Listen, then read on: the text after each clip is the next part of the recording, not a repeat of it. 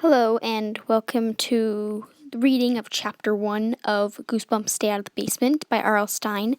I'm going to be reading Chapter 1 and putting all the different chapters into different parts, so you'll be able to see all the different chapters on my page if you just look.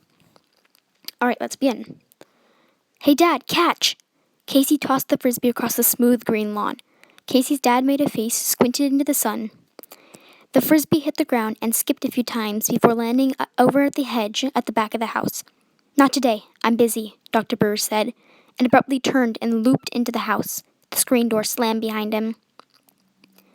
Casey brushed his straight blonde hair back from his forehead. What's his problem? He called to Margaret, his sister, who had watched the whole scene from the side of the redwood garage. You know, Margaret said quietly. She wiped her hands and her legs off the front of her jeans and held them both up, inviting a toss. I'll play frisbee with you for a while, she said. Okay, Casey said, without any enthusiasm.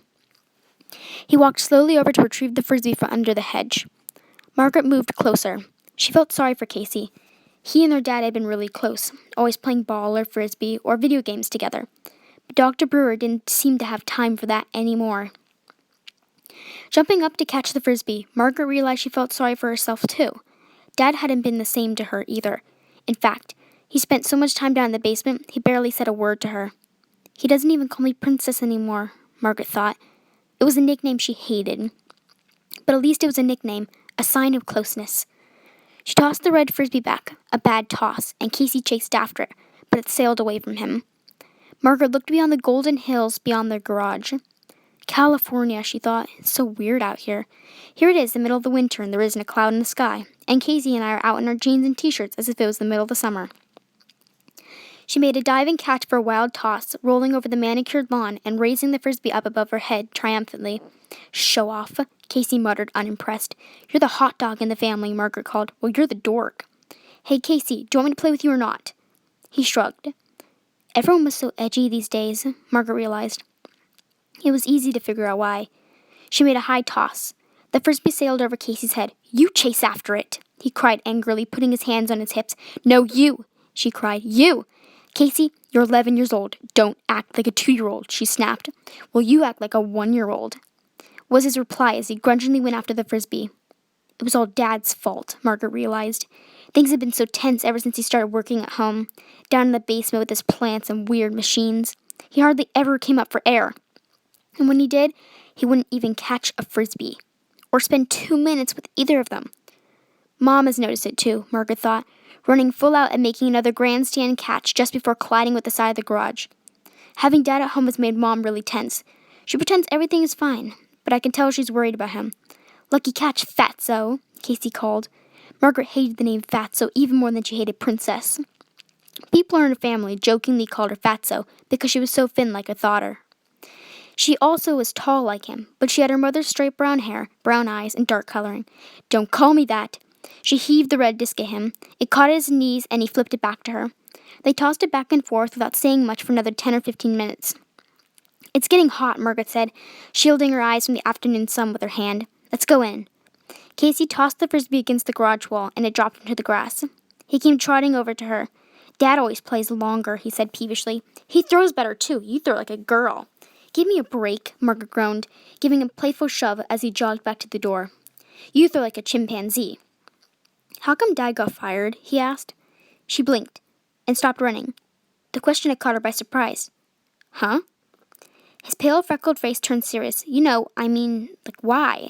He asked, obviously uncomfortable. She and Casey had never discussed this in the 4 weeks since Dad had been home, which was unusual since they were pretty close, being only a year apart. We came all the way out here so we could work at the Polytech, right? Casey asked. Well, yeah, he got fired, Margaret said, half whispering in case their father might be able to hear. But why? Did he, blow up the lab or something? Casey grinned. The idea of their dad blowing up a huge campus science lab appealed to him. No, he didn't blow up anything, Margaret said, tugging at a strand of dark hair.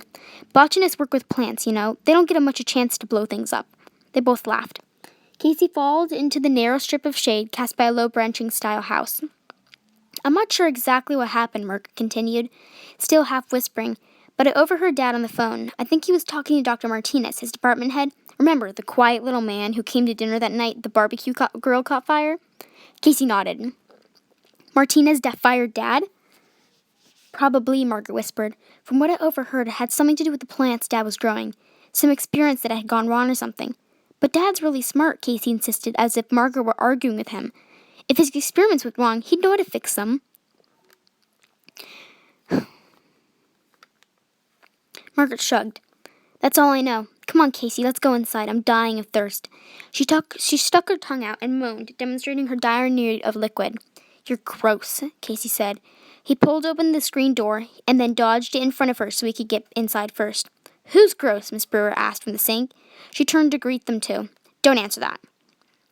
Mom looks very tired today, Margaret thought, noticing the crisscross of fine lines at the corners of her mother's eyes, and the first strands of gray on her mother's shoulders. I hate this job, Dr. Brewer said, Miss Brewer said, turning back to the sink. What are you doing? Casey asked, pulling open the refrigerator, removing a box of juice. I'm divining shrimp. Yuck, Margaret exclaimed. Thanks for the support, Miss Brewer said dryly. The phone rang, and she wiped her shrimpy hands on the dish towel and hurried across the room to pick up the phone. Margaret got a box of juice from the fridge, popped the straw into the top, and followed Casey into the front hallway. The basement door, usually was shut tight when Dr. Brewer was working down there, was slightly ajar. Casey started to close it when he stopped. Let's go down there and see what Dad is doing, he suggested. Margaret sucked the last drops of juice through the straw and squeezed the empty box flat in her hand. Okay. She knew that they probably shouldn't disturb their father, but her curiosity got the best of her. He'd been working down there for 4 weeks now. All kinds of interesting equipment and lights and plants had been delivered. Most days he spent at least 8 or 9 hours down there doing whatever he was doing, and he hadn't shown it to them once. Yeah, let's go, Margaret said. It was their house, too, after all. Besides, maybe their dad was just waiting for them to show an interest. Maybe he was hurt when they hadn't bothered to come downstairs in all this time. She pulled the door open the rest of the way and stepped onto the narrow stairway. Hey, Dad, Casey called excitedly. Dad, can we see? They were halfway down the stairs when their father appeared at the foot of the stairs. He glared at them angrily, his skin strangely green under the fluorescent light fixture. He was holding his right hand, drops of red blood falling onto his white lab coat. Stay out of the basement! He bellowed in a voice they had never heard before. Both kids shrank back, surprised to hear their father scream like that. He was usually so mild and soft-spoken. Stay out of the basement, he repeated, holding his bleeding hand. Don't ever come down here. I'm warning you.